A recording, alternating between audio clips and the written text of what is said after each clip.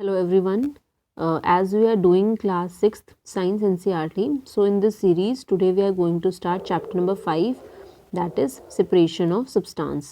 ठीक है, तो ये बहुत ही इंटरेस्टिंग चैप्टर है और थोड़ा सा बड़ा भी है और बहुत इंपॉर्टेंट चैप्टर भी है ये अकॉर्डिंग टू आवर सिलेबस. तो इस चैप्टर में क्या है, जैसे कि नाम बता रहा है कि separation of substance.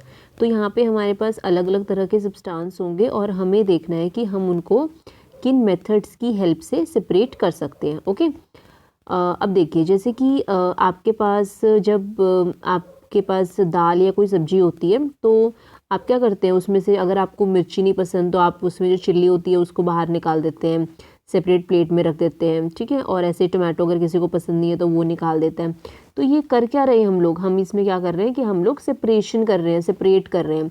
Same way जब चाय बनाते हैं तो जो उसके टी लीव्स होते हैं हम उसको सेपरेट कर देते हैं with the help of strainer. छलनी की हेल्प से हम लोग उसको अलग कर देते हैं. ठीक है, तो अब मुझे बताइए, देखिए यहाँ पे हमने क्या किया है कि जो यहाँ पे दलिया या पोहा या फिर दाल जो भी आपने बनाया है उसमें से आप चिल्ली को अलग कर रहे हैं, तो आप यहाँ पे क्या कर रहे हैं, सेपरेशन कर रहे हैं. ठीक है, सेम वे अगर आप चाय से चाय पत्ती को अलग कर रहे हैं तो वहाँ पे भी आप क्या कर रहे हैं, सेपरेशन कर रहे हैं. तो एक तो फर्स्ट क्वेश्चन तो ये आता है कि क्या ज़रूरत क्या है इसको सेपरेट करने की. बिना सेपरेट के भी तो हम खा सकते हैं ना, या फिर हम उसके बिना सेपरेट के भी तो उसको यूज़ कर सकते हैं.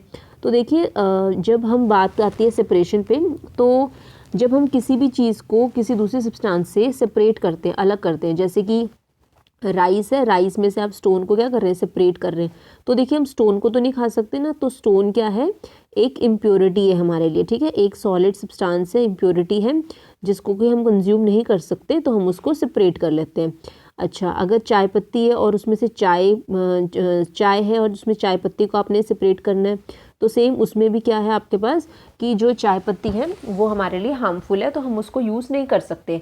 तो इसीलिए क्या करते हैं, हम चाय पत्ती को भी अलग कर देते हैं. ठीक है, और अगर आप मिल्क को चर्न कर रहे हैं, मिल्क को आप फेंट रहे हैं, तो उससे क्या निकलेगा, बटर निकलेगा. अब देखिए, मिल्क भी हमारे लिए काम की चीज़ है और बटर जो है वो भी हमारे लिए काम की चीज़ है, दोनों हमारे लिए यूज़फुल सब्सटेंस है. तो हम इसमें किसी को भी थ्रो नहीं करेंगे, दोनों को अपने पास रखेंगे. ठीक है, तो अब सेपरेशन हम क्यों करते हैं उसका हमें पता चल गया. क्यों करते हैं, क्योंकि अगर कोई इम्प्योरिटी है या फिर कोई हार्मफुल सब्सटेंस है, हम उसे अलग कर सकते हैं अपने यूज़फुल कंपोनेंट से. या फिर अगर मुझे दोनों ही मेरे पास यूज़फुल है और फिर भी मैं उनको अलग करना चाहती हूँ, then in that case also we will use separation. Okay, तो अभी हमारे पास आता है कि ठीक है, सेपरेशन करते हैं, पर उनके अलग अलग मेथड्स हैं कि कब हम कौन सा मेथड यूज़ करेंगे. अभी देखिए, जैसे हमने ऊपर यहाँ पे देखा था और हमें यहाँ से हमने देखा कि जो पोहा या दलिया हमने जो बनाया था उसमें हमने जो चिल्ली है उसे अलग किया था. ठीक है, तो अब उस चिल्ली को या उस टमाटो को हमने सेपरेट करने के लिए, अलग करने के लिए हमने स्टेनर क्यों नहीं यूज़ किया, है ना. स्टेनर भी तो यूज़ कर सकते थे. और ऐसे ही जब हम चाय से चाय पत्ती अलग कर रहे हैं तो उसमें हमने ये हाथ से उठा के उसको क्यों नहीं यूज़ किया, हैंड क्यों नहीं यूज़ किया हमने, वहाँ पे हमने स्टेनर क्यों यूज़ किया. तो अलग अलग चीज़ों को सेपरेट करने के लिए अलग अलग मेथड्स होते हैं. ठीक है, तो वही सब मेथड्स हम इस चैप्टर में डील करेंगे, राइट. तो अभी हम स्टार्ट करते हैं. तो देखिए, मेथड ऑफ सेपरेशन, इसमें सबसे पहले जो और सबसे इजी मेथड जो है वो है हैंड पिकिंग. अब ये देखिए, हैंड पिकिंग का मतलब क्या होता है, as the name suggest, hand picking मतलब हाथ से कुछ उठाना है. ठीक है, अब देखिए, जैसे कि आपको यहाँ पे ये मैन दिखाई दे रहा है, तो ये क्या कर रहे हैं कि यहाँ पे इनके पास एक बोरी है और उस बोरी में कुछ ग्रीन्स वगैरह रखे हुए हैं और ये उसको एक प्लेट में निकाल के और यहाँ से हाथ से कुछ उठा के उसको नीचे गिरा रहे हैं. देखो यहाँ पे गिरा रहे हैं ना. तो यहाँ पे क्या हो रहा है कि जो भी इम्प्योरिटी है हम उसको हाथ से उठा के साइड कर रहे हैं. ठीक है, तो this method is known as hand picking. तो हैंड पिकिंग क्या होता है, जब हम हाथ से इम्प्योरिटीज़ को उठा के और साइड करते हैं, निकाल देते हैं अपने यूज़फुल चीज़ में से, तो हम उसे बोलेंगे हैंड पिकिंग. ठीक है, अब हैंड पिकिंग हम कब यूज़ करते हैं और कहाँ पे हम उसे यूज़ करते हैं. अगर जो इम्प्योरिटी है, ठीक है, जो स्टोन है या जो और भी कुछ इम्प्योरिटी होगी, वो अगर स्मॉल क्वांटिटी में है, ठीक है, अगर वो स्मॉल क्वांटिटी में है, then in that case we will use hand picking method. Okay, first ही हो गया. सेकंड क्या है, एक तो क्या होना चाहिए कि कम क्वांटिटी में होना चाहिए इम्प्योरिटी. सेकंड चीज़ है कि जो इम्प्योरिटी का साइज़ है और जो ग्रेन का साइज़ है वो डिफ़र होना चाहिए. मतलब कि ऐसा ना हो कि जो जितना ग्रेन का साइज़ है उतना ही सेम साइज़ हमारे इम्प्योरिटी स्टोन का भी उतना ही साइज़ है, तो फिर मुश्किल हो जाएगी उसको सेपरेट करना. इसीलिए जो इम्प्योरिटी का साइज़ है वो बड़ा होना चाहिए किससे, हमारे जो ग्रेन्स है उनसे, ठीक है। सेकेंड पॉइंट ये हो गया। थर्ड पॉइंट कि जो उसका कलर है, कलर मतलब जो इम्प्योरिटी का जो कलर होगा वो डिफ़र होना चाहिए किससे, हमारे जो ग्रेन्स हैं उनसे। तो हमने 3 चीज़ पढ़ी कि हम हैंड पिकिंग कब यूज़ करेंगे, जब इम्प्योरिटी जो होगी वो लेस अमाउंट में होगी, जब जो इम्प्योरिटी होगा उसका साइज़ और कलर क्या होगा, डिफरेंट होगा as compare to the grains. Okay, तो ये हो गया हमारे पास कौन सा मेथड, हैंड पिकिंग। इसके बाद नेक्स्ट हमारे पास आता है थ्रेशिंग, ठीक है। थ्रेशिंग में क्या करते हैं, हमारे पास स्टॉल्क होते हैं। स्टॉल्क मतलब क्या होता है, देखो जैसे कि खेत में ये प्लांट है तो इसमें यहाँ पे उगते हैं ना, वो यहाँ पे जैसे ये लगा हुआ है ये, ठीक है, तो ये क्या है, स्टॉल्क है पूरा, ऐसे करके ये लगे हुए हैं दाने दाने इसके अंदर, ठीक है। तो ये पूरा क्या हो गया हमारे पास, एक ऐसे करके काफ़ी सारे होते हैं इसमें, तो ये क्या हो गया हमारे पास, स्टॉल्क हो गए। तो ऐसे ना हमने काफ़ी सारे स्टॉल्क लेने, मतलब आपने 15-20 आपने स्टॉल्स ले लिए और उनको आपने सबको बांध के और क्या करना है, आपने उसको एक हार्ड सरफेस के ऊपर बीट करना है। देखो कैसे, जैसे ये देखो ये मैन कर रहे हैं, क्या कर रहे हैं ये कि यहाँ पे इन्होंने सब ये स्टॉल्क्स ले लिए, उनको बांध लिया और एक हार्ड सरफेस के ऊपर उसको बीट करवा रहे हैं, जिससे क्या होगा, अब ये जो स्टॉल्क है ये ड्राई है ना, तो क्या होगा कि इस स्टॉल्क के अंदर जो ग्रेन्स होंगे वो नीचे बिखर जाएंगे और उनके हाथ में कुछ टाइम के बाद सिर्फ स्टॉल्क रह जाएगा और सारे ग्रेन्स जो हैं वो उसमें से सेपरेट हो जाएंगे। तो ये जो मेथड है जिसमें कि हमने स्टॉल्क से ग्रेन्स को सेपरेट किया, उस प्रोसेस को हम लोग क्या बोलते हैं, थ्रेशिंग, ठीक है। तो ये हो गया थ्रेशिंग। अब देखिए ये तो हो गया थ्रेशिंग, हमने ऊपर क्या पढ़ा था, हैंड पिकिंग।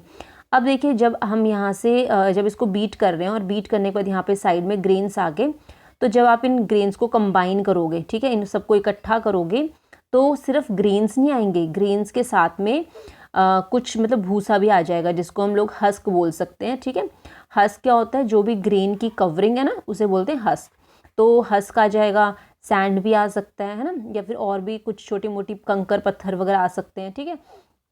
तो अब हमें उसे भी सेपरेट करना है, तो उसके लिए हम जो मेथड यूज़ करेंगे that method is known as winnowing. क्या बोलते हैं उसको, विनोइंग। अब विनोइंग में क्या करते हैं, जैसे यहाँ पे एक लेडी ये खड़ी हुई है, तो हमें एक थोड़ा सा ग्राउंड से ऊपर वाले लेवल पे, जैसे यहाँ पे टेबल पे खड़े हुए ये, तो ऐसे आपने थोड़े लेवल ऊपर करके खड़े हो जाना है। उसके बाद आपने देखना है कि विंड की डायरेक्शन कहाँ है, जैसे अगर हवा इस डायरेक्शन में चल रही है तो आपने इसी साइड में फेस करके खड़ा होना है, ठीक है।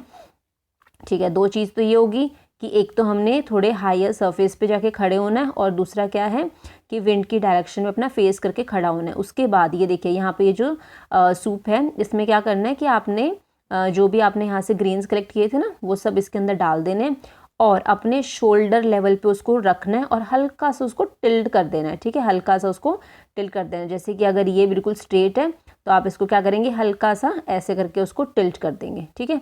जिससे क्या होगा, ये धीरे धीरे ये जो ग्रेन्स है ये नीचे गिरना शुरू होंगे। अब देखिए जो हस्क है या फिर जो भी उसमें लाइटर सब्सटेंस जो होगा वो साइड में जाके हवा की हेल्प से, है ना, हवा इस डायरेक्शन में, तो हवा की हेल्प से यहाँ पे जाके नीचे गिरना शुरू हो जाएगा और जो ग्रेन है वो सब यहाँ गिर जाएंगे, ठीक है। तो इस तरह से हम क्या करेंगे, उस हस्क को और ग्रेन को हम लोग सेपरेट कर सकते हैं। अब ये देखिए हमने ये काम कर तो दिया, पर अब देखिए जब हम यहाँ से जब हम वो इकट्ठा कर रहे थे, यहाँ पे हम जब सब इकट्ठा किया हमने, तो देखिए उसमें हस्क तो आया, ग्रेन भी आया, सैंड भी आ गया और वो भी तो आ गया होगा, स्टोन्स वगैरह भी तो आ गए होंगे, छोटे छोटे पेबल्स। तो देखिए अब जो स्टोन है वो क्या है, हैवी है, जो ग्रेन है वो भी हैवी है। तो जब हम यहाँ पे ये चीज़ कर रहे हैं तो यहाँ पे ग्रेन्स के साथ में कंकर पत्थर भी आके गिर सकते हैं, ठीक है। तो पर ये जो मेथड है इसको हम क्या बोलेंगे, विनोइंग। तो विनोइंग क्या मेथड है, विनोइंग ऐसा मेथड है जिसमें कि हम लोग क्या करते हैं, लाइटर कंपोनेंट्स को और हेवियर कंपोनेंट्स को विंड की मदद से उसको सेपरेट करते हैं, ठीक है। तो ये एक प्रोसेस है जिसको हम बोलते हैं विनोइंग। तो विनोइंग क्या है, एक मेथड ऑफ सेपरेशन है, ठीक है। इसमें हम लोग सेपरेट करते हैं मिक्सचर को, और किस टाइप का कहाँ पे यूज़ करेंगे इसको हम, कि इसमें हम हेवियर सब्सटेंस को लाइटर सब्सटेंस से अलग करेंगे with the help of wind, ठीक है। अच्छा अभी देखिए यहाँ पे जो मैं बता रही थी आपको कि यहाँ पे हमारे पास क्या चीज़ आ गई थी, यहाँ पे हमारे पास आ गया था ये, यहाँ पे हमारे पास ग्रेन्स भी आ गए थे और स्टोन्स वगैरह भी आ गए थे। तो अब हम इस केस में क्या करेंगे, अब हम हैंड पिकिंग यूज़ कर सकते हैं ना, क्योंकि स्टोन्स वगैरह तो उनको हम हाथ से अलग कर सकते हैं। तो देखिए ये 3 प्रोसेस जो है वो बिल्कुल एक जैसी, मतलब बिल्कुल एक जैसी नहीं कह सकते, मतलब एक दूसरे से लिंक्ड है। सबसे पहले हमने क्या किया, थ्रेशिंग किया, इसको बीट किया और यहाँ से हमें ग्रेन्स मिल गए। फिर सब इकट्ठा किया, विनोइंग की हेल्प से हस्क को बिल्कुल अलग कर दिया और ग्रेन्स और स्टोन यहाँ पे आ जाएंगे। उसके बाद हम हैंड पिकिंग करके और ग्रेन्स को बिल्कुल अलग कर लेंगे और इम्प्योरिटीज़ को, हम स्टोन को वगैरह को बाहर निकाल देंगे। ठीक है, समझ आया ये वाला? तो इसमें हमने 3 चीज़ पढ़ी, hand picking, threshing and winnowing. I hope आपको समझ आ गया होगा ये। चलिए आगे बढ़ते हैं। नेक्स्ट हमारे पास है सीविंग। ठीक है, सीविंग क्या होता है, जैसे कि आपने सुना होगा छलनी। ठीक है, तो छलनी को इंग्लिश में क्या बोलते हैं, सीव। तो वहीं से ही बना है सीविंग मेथड। तो देखिए सीविंग को यूज़ करना हम कहाँ पे यूज़ कर सकते हैं इसको, जहाँ पे जो हमारे इम्प्योरिटी और जो हमारा मेन चीज़ है, जो हमारे यूज़फुल सब्सटेंस है, उनके साइज़ में डिफरेंस होना चाहिए। ठीक है, अगर साइज़ में डिफरेंस है, मतलब एक छोटा और एक बड़ा है, तभी in that case we will use sieving method. ठीक है, और जैसे कि हमने हैंड पिकिंग था तो उसमें भी हमारे पास डिफरेंस तो था ही, जो इम्प्योरिटीज़ थी वो उसका साइज़ और जो ग्रेन्स थे उनके साइज़ अलग अलग था। बट जब हम हैंड पिकिंग कर रहे थे तो वहाँ पे इम्प्योरिटी का जो इम्प्योरिटी जो थी वो लेस अमाउंट में थी। और सीविंग हम कब यूज़ करते हैं, जब इम्प्योरिटी ज़्यादा हो जाती है, ज़्यादा इम्प्योरिटी हो जाती है तो हम हैंड पिकिंग नहीं कर सकते। In that case we will use sieving. Okay, चलिए आपको ये समझ आ गया होगा। अब नेक्स्ट हमारे पास देखिए, यहाँ पे कंस्ट्रक्शन साइड में भी आप लोगों ने देखा होगा कि हम लोग एक बड़ी सी सीव होती है, ये भी एक तो एक छलनी तो है, तो ये छलनी करके और यहाँ पे हम जो भी सीमेंट वगैरह होता है उसको हम लोग यहाँ पे वो छानते हैं, मिट्टी वगैरह जो उसको छानते हैं कि उसके अंदर कोई कंकर पत्थर वगैरह है तो वो ऊपर आ जाए और बाकी बिल्कुल साफ़ जो मिट्टी है या फिर रेता जो है वो नीचे आ जाए। ठीक है, चलिए अब हम आगे बढ़ते हैं। नेक्स्ट है हमारे पास सेडिमेंटेशन, डेकेंटेशन एंड फिल्ट्रेशन। ये भी तीनों एक साथ चलेंगे। देखिए इसमें क्या होता है, अभी सपोज़ आपने आपके पास एक टम्बलर है या फिर आपके पास कोई ग्लास है, तो उस ग्लास के अंदर ना क्या है कि पानी है और पानी के साथ साथ उसमें मिट्टी भी घुली हुई है। ठीक है, उसके अंदर क्या है, सैंड भी उसके अंदर घुला हुआ है। तो अब उनको कैसे सेपरेट करें, हैंड पिकिंग तो कर नहीं सकते हम लोग, सीविंग भी नहीं कर सकते, क्योंकि जब आप छानोगे तो पानी और मिट्टी दोनों घुले हुए हैं तो वो नीचे आ जाएंगे। ठीक है, तो in that case what we will do, हम लोग एक टम्बलर लेंगे और उसमें जिसमें मिट्टी घुली हुई है उसको हम लोग ऐसे कुछ टाइम के लिए बिल्कुल स्टिल रख देंगे। ठीक है, बिल्कुल स्टिल रख देना, बिल्कुल उसको हिलाना वगैरह नहीं है। तो आप कुछ टाइम के बाद देखोगे कि जो पानी है वो तो ऊपर आ गया है, ऊपर रहेगा वो, और नीचे ना मिट्टी जमा हो गई है। ठीक है, मिट्टी नीचे जमा हो गई, क्योंकि मिट्टी हैवी थी ना तो वो नीचे बैठना शुरू हो गई है और ऊपर क्या है, पानी रह गया है। तो ये जो प्रोसेस है ना, इसको हम बोलते हैं सेडिमेंटेशन। ठीक है, तो सेडिमेंटेशन क्या होता है कि जो हेवियर कंपोनेंट जो होता है वो नीचे सेटल हो जाता है जब हम वाटर को बिल्कुल अनडिस्टर्ब छोड़ देते हैं। तो उस केस में वो जो प्रोसेस है उसे हम बोलेंगे सेडिमेंटेशन। ठीक है, ये हो गया सेडिमेंटेशन। अब नेक्स्ट हमारे पास आता है डेकेंटेशन। डेकेंटेशन क्या होता है, देखिए यहाँ पे देखिए इस डायग्राम में ये जो फर्स्ट आपको दिखाया गया ये सेडिमेंटेशन है, पानी ऊपर है ना और नीचे मिट्टी जो है वो नीचे बैठ गई है ब्लैक कलर की जो है, तो यहाँ पे क्या है, ये सेडिमेंटेशन। अब आपने क्या किया, इस वाले ग्लास के अंदर हमारे पास मिट्टी वाला पानी है, आपने इसको हल्का सा आपने टिल्ट किया और दूसरे वाले ग्लास में ड्रॉप कर दिया। ठीक है, तो क्या होगा कि सारा जो पानी है वो इसके अंदर आ जाएगा और मिट्टी सिर्फ वहीं पे रह जाएगी। तो ये वाली जो प्रोसेस है ना, इसको हम बोलेंगे डेकेंटेशन। फिर से सुनिए, सेडिमेंटेशन क्या था कि जब आपने एक ग्लास लिया और ग्लास के अंदर आपने उसको, उसमें मिट्टी थी तो उसमें आपने उसको बिना डिस्टर्ब करे वहीं पे आपने उसको रख दिया, तो वो सेडिमेंटेशन थी। आपने हल्का सा टिल्ट करा और टिल्ट करके उसमें पानी को डाल दिया और मिट्टी को उसी में रख दिया, वो डेकेंटेशन है। अब देखिए जब हम डेकेंटेशन हमने कर लिया, ठीक है, अब इस वाले ग्लास के अंदर पानी है, हमें लग रहा है कि वो साफ़ है, पर क्या वो साफ़ है? नहीं, वो साफ़ नहीं है। उसमें अभी भी हल्का सा कुछ बहुत ही माइन्यूट, बिल्कुल जो बहुत ही इनका साइज़ बहुत ज़्यादा कम होता है और वो जो नीचे नहीं बैठ पाए थे, वो जो मिट्टी होगी वो अभी भी इस पानी के अंदर घुली हुई होगी। ठीक है, तो अब हमें इस मिट्टी वाले पानी, मिट्टी को भी हमें अलग करना है इस पानी से। तो हम लोग अब कौन सा मेथड यूज़ करेंगे? फिल्ट्रेशन। इसमें क्या होता है, हम लोग फ़िल्टर पेपर का यूज़ करेंगे। फ़िल्टर पेपर क्या होता है, एक थोड़ा सा मोटा सा पेपर होता है जिसमें कि छोटे छोटे बहुत ही माइन्यूट होल्स होते हैं जो हमें दिखाई नहीं देते, पर जब हम उसमें पानी को उसमें से पास करते हैं तो फ़िल्टर पेपर के ऊपर वो जो मिट्टी के कण हैं वो ऊपर रह जाते हैं और साफ़ पानी नीचे आ जाता है। ठीक है, तो ये जो प्रोसेस है इसको हम बोलते हैं फिल्ट्रेशन। ठीक है, तो हमने क्या किया कि जो मिट्टी वाला ये जो पानी था हमारा, कौन सा वाला, ये जो यहाँ पे डेकेंटेशन का जो पानी था, इसको हमने यहाँ पे एक हमने फ़नल लगाया है और फ़नल के ऊपर हमने फ़िल्टर पेपर को डाल दिया। देखिए ये फ़िल्टर पेपर को बनाने की वो बता रहे हैं कैसे बनाना है। और फिर फ़नल के ऊपर उसको रख के और पानी उसमें से डाल दो, ये वाला पानी, ठीक है। तो जब आप करोगे तो बिल्कुल साफ़ पानी आपको नीचे मिल जाएगा और जो भी बहुत छोटे छोटे से जो पार्टिकल्स होंगे वो उस फिल्टर पेपर के ऊपर ही रह जाएंगे, ठीक है। तो ये जो प्रोसेस है ये हमारे पास क्या है, फिल्ट्रेशन, ठीक है। समझ आ गया होगा आपको। अच्छा ठीक है, अब आगे बढ़ते हैं। नेक्स्ट हमारे पास जो प्रोसेस आता है वो है इवेपोरेशन। इवेपोरेशन क्या होता है, ये तो हम बचपन से छोटे छोटे क्लास में हमने पढ़ लिया था कि इवेपोरेशन क्या होता है कि हीट की हेल्प से जो पानी है उसको वेपर्स की फॉर्म में ऊपर लेके जाते हैं, ठीक है। उसको हम से पानी में से वेपर्स को अलग कर देते हैं, ठीक है, या पानी को कन्वर्ट कर देते हैं वेपर्स में। That process is known as evaporation, ठीक है। अब इसको इवेपोरेशन को हम यहाँ पे कहाँ पे यूज़ करेंगे, सेपरेशन में उसको कैसे यूज़ कर सकते हैं, ठीक है। तो इवेपोरेशन में क्या होता है, देखिए जैसे कि अभी हम देख रहे थे कि पानी के अंदर मिट्टी घुल रखी थी, तो वो तो घुली नहीं थी, हम उसको बोल रहे थे डिज़ोल्व, पर जब हमने उसको थोड़ा टाइम के लिए अनडिस्टर्ब छोड़ा तो वो नीचे आके बैठ गई थी, ठीक है। पर अब अगर मैं मान लो मैं पानी के अंदर सॉल्ट डाल दूँ तो सॉल्ट तो पूरा घुल गया। पर अब अगर कोई मुझे कहे कि सॉल्ट को और वाटर को अलग करो तो हम कैसे करेंगे, तो उस केस में हम लोग क्या करेंगे, इवेपोरेशन का इवेपोरेशन की मदद से हम लोग उसको सेपरेट करेंगे। तो the process of conversion of water into its vapour, कि पानी को वेपर में चेंज करना, उसी को बोला जाता है इवेपोरेशन, ठीक है। अब ये जो इवेपोरेशन है इसमें हम क्या करते हैं कि जो भी अब ये जो हमारे पास पानी था यहाँ पे जिसके अंदर अभी हमने नमक घोल दिया, तो इस वाले पानी को आप लोग क्या करेंगे कि हीट करो। जैसे यहाँ पे इसमें क्या हुआ ये, ठीक है, यहाँ पे इसको हीट किया जा रहा है, तो क्या होगा, पानी जो है वो भाप बन के ऊपर उठ जाएगा और कुछ टाइम के बाद नीचे क्या बच जाएगा, सिर्फ सॉल्ट बच जाएगा, ठीक है। तो इसमें हमने क्या किया, पानी को अलग कर दिया नमक से, ठीक है। तो ये हमारे पास हो गया इवेपोरेशन। अब आपने देखा होगा कि सी साइड में कि अगर हमें सी में क्या होता है, बहुत ज़्यादा नमक डिज़ोल्व होता है, तो अगर आपने उस सी वाटर से नमक को अलग करना है तो आप लोग क्या करते हैं कि हल्के छोटे छोटे पिट्स बना देते हैं और उसमें नदी का पानी डाल देते हैं, ठीक है। और ये खड्डे बनाए हुए हैं, ठीक है, इन खड्डों में नदी का पानी, ये जो रिवर जो सी का पानी है वो इसके अंदर डाल देते हैं। तो सन की हेल्प से क्या होता है, पानी जो होता है वो इवेपोरेट हो जाता है और नीचे क्या बच जाता है, सिर्फ सॉल्ट बच जाता है। फिर इस सॉल्ट को हम कलेक्ट करके फैक्ट्रीज में इसको सेंड करते हैं और फिर क्लीन होके बिल्कुल और पैकेट्स में बंद के हमारे घर पे आ जाता है, ठीक है। तो ये इवेपोरेशन प्रोसेस की मदद से होता है। अब देखिए कि अभी तक हम जो भी चीज़ें हम पढ़ते हुए आ रहे हैं तो उसमें हमने ये देख रहे हैं कि हाँ हमारे पास ये सब्सटेंस है, ये मेथड लगाया और सेपरेट कर दिया।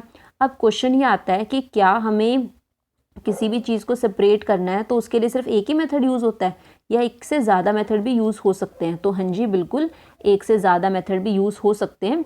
अब वो कैसे होते हैं, देखिए जैसे कि सपोज़ मैंने क्या किया कि सॉल्ट को और सैंड को दोनों को मिक्स कर दिया, ठीक है। मैंने सॉल्ट लिया और सैंड लिया, दोनों को मिक्स कर दिया।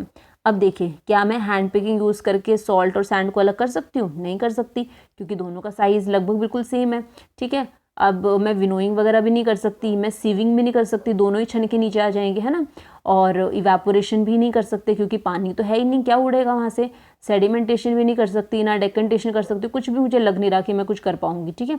पर मुझे इनको सेपरेट करना है, तो अब मैं क्या करूँगी कि जो मेरे पास सैंड और सॉल्ट है उन दोनों को मैं क्या करूँगी, उसके अंदर पानी डाल दूँगी, ठीक है। तो पानी डालने से क्या होगा कि जो सॉल्ट है वो तो पानी में घुल जाएगा और जो सैंड है वो नहीं घुल पाएगा। तो अब मैंने क्या किया, देखिए मैं फिर से बता देती हूँ आपको कि हमने एक बीकर लिया, उस बीकर के अंदर क्या था, सैंड था और सॉल्ट था। मैंने दोनों के अंदर क्या डाल दिया, पानी। तो जब मैंने इसके अंदर पानी डाला तो जो सॉल्ट है वो तो क्या हो गया, डिज़ोल्व हो गया किसके अंदर, पानी के अंदर, पर जो सैंड है वो नहीं डिज़ोल्व हो पाया। तो फिर क्या होगा, अब ये मुझे कुछ इस हिसाब से दिखाई देगा कि एक बीकर है और उस बीकर के अंदर जो नमक है वो तो घुल गया और सैंड मुझे नीचे बैठा हुआ नज़र आ रहा है और ऊपर क्या है, पूरा पानी है। तो ये कौन सी प्रोसेस होगी बताइए, सेडिमेंटेशन, बिल्कुल सही। अच्छा अब मैंने क्या किया, मैंने एक और दूसरा बीकर लिया और उसमें हल्का सा ऐसे करके टिल्ट करके इसमें डाल दिया। तो अब यहाँ पे पानी आ गया और इसमें नीचे क्या रह गया, सिर्फ सैंड रह गया, ठीक है। और इसमें क्या आ गया, वाटर प्लस सॉल्ट, ठीक है। अब ये वाला जो बीकर है ना, इसमें क्या आ गया हमारे पास, सॉल्ट प्लस क्या आ गया, सॉल्ट और वाटर, ठीक है। वाटर और सॉल्ट का हमारे पास मिक्सचर आ गया। अब मुझे क्या करना है, अब जो मेरा फर्स्ट बीकर था उसमें क्या है, मेरे पास अलग से मुझे क्या मिल गया, सिर्फ सैंड मिल गया, ठीक है। तो जो मेरा फर्स्ट वाला बीकर है उसमें मुझे सैंड मिल चुका है, सैंड बिल्कुल अलग हो गया है। और जो मेरा दूसरा बीकर है उसमें मेरे पास क्या है, वाटर प्लस क्या है, सॉल्ट, ठीक है। अब मुझे इन दोनों को अलग करना है। तो इन दोनों को अलग करने के लिए अब मैं क्या करूँगी कि मैंने क्या किया, एक ना केटल ली और उस केटल के अंदर मैंने वो ये वाला जो पानी और सॉल्ट वाला है वो उसके अंदर डाल दिया और उसको ऊपर से मैंने बंद कर दिया। और हमें पता है यहाँ से एक ओपनिंग होती है, ठीक है। तो जब मैं उसको गर्म करूँगी ना तो यहाँ से वो भाप निकालेगा। तो वो भाप क्या है, एक्चुअल में पानी तो है जो कि भाप बन के उड़ रहा है। तो अब मैंने क्या किया, मुझे उस पानी को तो कलेक्ट करना है क्योंकि मुझे सारी चीज़ें अलग अलग चाहिए। तो अब मैं क्या करूँगी, यहाँ पे एक ढक्कन लूँगी और उस ढक्कन के ऊपर मैंने क्या किया, बर्फ़ रख दी है, ठीक है। उस ढक्कन के ऊपर मैंने क्या किया, बर्फ़ रख दी है।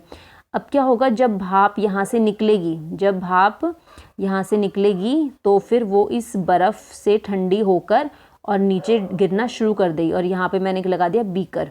तो क्या हो रहा है इसमें कि जो भाप है वो इस बर्फ़ से टकरा रही है और टकराने के बाद सरफेस जब टकरा रही है तो वो ठंडी हो रही है भाप। और भाप जो है, वेपर जो है वो ठंडा होकर क्या बनाते हैं, लिक्विड बनाते हैं। तो ये जो प्रोसेस है जिसमें हम कन्वर्शन करते हैं वेपर का लिक्विड में, उसी को हम बोलते हैं कंडेंसेशन। तो यहाँ पे एक और प्रोसेस होगी कंडेंसेशन। तो कंडेंसेशन से मुझे फिर से यहाँ पे क्या मिल जाएगा, पानी मिल जाएगा। तो देखिए हमने कितने सारे इसमें प्रोसेस यूज़ करे। हमने इसमें सेडिमेंटेशन भी किया, फिर हमने इसमें डेकेंटेशन, सेडिमेंटेशन किया हमने इसमें, फिर हमने इसमें डेकेंटेशन किया। उसके बाद हम इसमें फ़िल्ट्रेशन भी यूज़ कर सकते हैं ना, कि अगर सैंड अच्छे से निकला नहीं है तो हम फ़िल्ट्रेशन की हेल्प से सैंड को बिल्कुल अलग अलग कर सकते हैं। फिर हमने इवापोरेशन यूज़ किया है ना, और फिर हमने कंडेंसेशन भी यूज़ किया। तो हमें सेपरेट करने के लिए हम एक से ज़्यादा प्रोसेस का भी यूज़ कर सकते हैं, ठीक है। आई होप आपको समझ आ गया होगा ये। उसके बाद हमारे पास नेक्स्ट आता है कि can water dissolve any amount of substance. तो कि क्या पानी के अंदर हम कितनी भी चीनी घोल सकते हैं, कितना भी हम नमक घोल सकते हैं। तो ये जो टॉपिक है ना, ये मैंने आपको लास्ट जो मैंने आपको वीडियो कराई थी उसमें मैंने आपको ये कवर कर लिया था। तो आप ये जो चीज़ है वो आप उस पिछली वीडियो से आप देखिएगा, चैप्टर नंबर 4 जो हमने किया था, ग्रुपिंग ऑफ सब्सटेंस। तो उसमें आप देखना, तो आपको वहाँ से आपको ये सैचुरेटेड और अनसैचुरेटेड सॉल्युबिलिटी, ये सब चीज़ें मैंने आपको समझाई हुई हैं। तो वहाँ से आपको समझ आ जाएगी, ठीक है। तो ये था हमारा पूरा चैप्टर। तो आप एक बार इस चैप्टर को खुद से भी रीड कीजिएगा, और अगर आपको कोई भी डाउट आता है तो आप मुझे कमेंट सेक्शन में पूछना। और अगर आपको ये टॉपिक नहीं मिलता या फिर आपको समझ नहीं आया वहाँ से, तो आप मेरे से कमेंट सेक्शन में पूछ लेना, मैं आपको फिर से एक नई वीडियो बनाकर आपको समझा दूँगी। Okay, so that's all. और आई थिंक आपको ये चैप्टर अच्छे से समझ आ गया होगा। इसको प्लीज़ रीड कीजिएगा, और कोई भी डाउट होता है तो आप मेरे से पूछ लीजिए। Okay, thank you so much, have a great day.